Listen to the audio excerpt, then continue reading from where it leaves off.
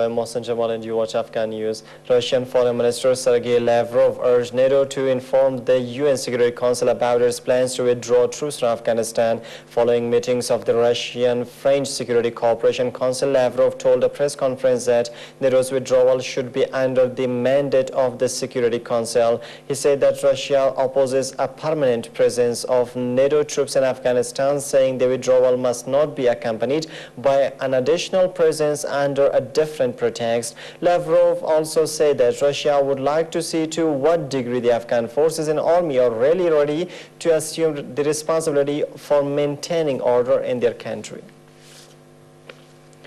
NATO says 2 of its service members have been killed by a roadside bomb in southern Afghanistan. A statement said the 2 were killed Thursday but provided no other details. Their deaths bring the total in September for international forces to 7, while a total of 330 members of the international military coalition have died so far this year. Meanwhile, French President Nicolas Sarkozy's office Wednesday said that a French officer was shot dead by an insurgent fighter as he accompanied an Afghan army unit on an operation in the Eastern Kapisa province. French Defense Minister Gerard Longuet added that several more soldiers had been wounded in the battle, including 3 more seriously than the others. Elsewhere, a roadside mine killed 5 Afghan army soldiers in Nadir Shah Kot district of Eastern Khost province on Thursday. Mubarak Zadran, a spokesman for the provincial governor, said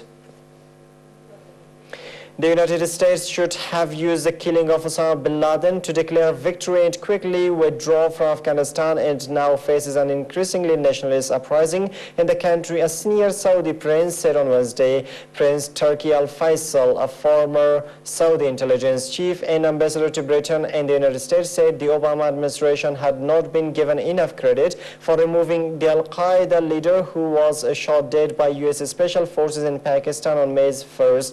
As Saudi intelligence chief Al Faisal monitored bin Laden in the 1980s, seeking to support his efforts to fight the Soviet occupation of Afghanistan, but said he had no contact with him in the years leading up to the September 11, 2001 attacks on the United States.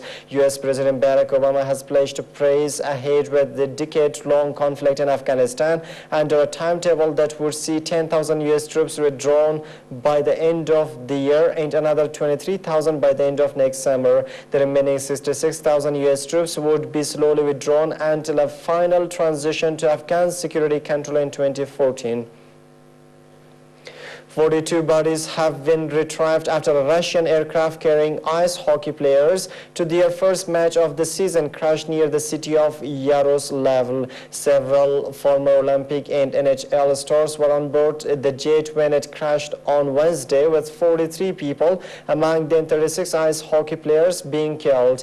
Rain Faisal, the head of the International Ice Hockey Federation, said that it is the darkest day in the history of their sport, which is not only a Russian tragedy. The chief local surgeon said that 1 Russian player, identified as Alexander Galimov, and a crew member had survived but were in grave condition. The Yak-42 was flying members of 3-time Russian champions Lokomotiv Yaroslavl to a game in the Belarusian capital Minsk when it went down about 300 kilometers northeast of Moscow. Russian President Dmitry Medvedev on Thursday slammed Russia's poor record on aviation safety and demanded a thorough probe into the crash. 3 people, including the owner of an internet cafe, have been detained for questioning over an email allegedly claiming responsibility for Wednesday's Delhi blast in New Delhi that left 12 people dead, police said. Senior police officials on Thursday said that they had detained the owner of an internet cafe in the Kishtwar region of Indian administered Kashmir, from where they suspect the email was sent on Wednesday. The blast probe was quickly turned over to the National Investigation Agency, established after the Mumbai attack of 2008 to investigate and prevent terror attacks. Police was scouring the city for possible suspects, searching hotels, bus stands, railway stations, and the airport.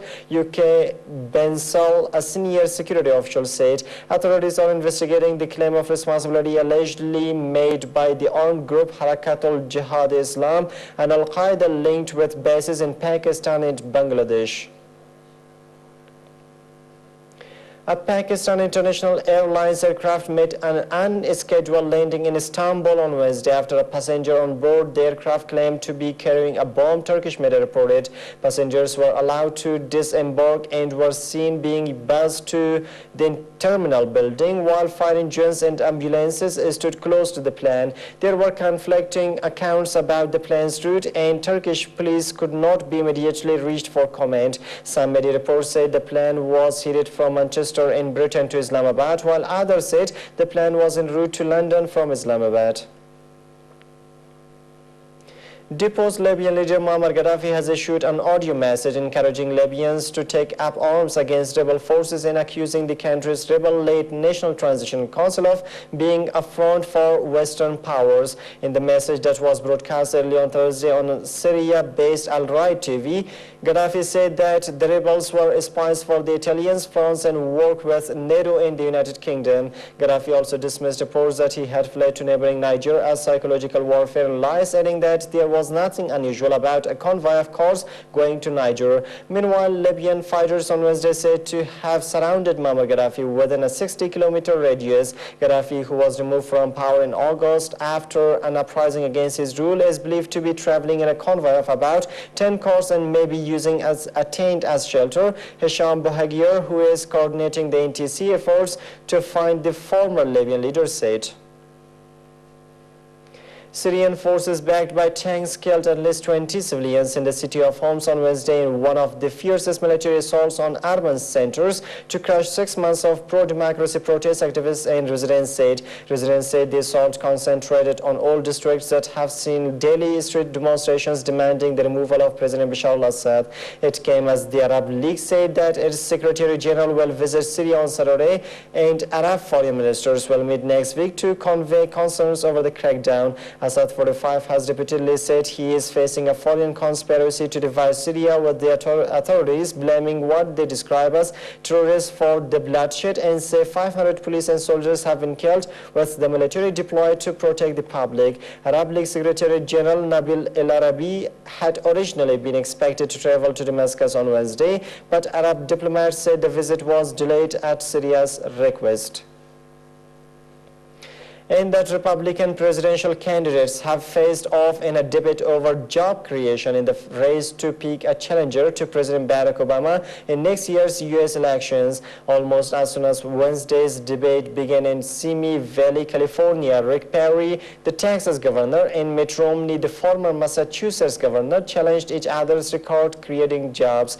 Perry charged Romney with having one of the worst records creating jobs in Massachusetts in history in an attempt to undermine Romney's argument that he can rebuild the U.S. economy better than Obama. But Romney said Perry benefited from vast reserves of oil in a state that has no income tax, unlike Massachusetts. Wednesday's debate was the first of three in as many weeks at a time when the economy is struggling. Unemployment is seemingly stuck at 9.1%, and Obama's popularity is sinking in the polls. Obama is to unveil a jobs plan on Thursday to try to bring down the high U.S. unemployment rate, the main issue in the 2012 campaign. And that was all for now. Thanks for joining us.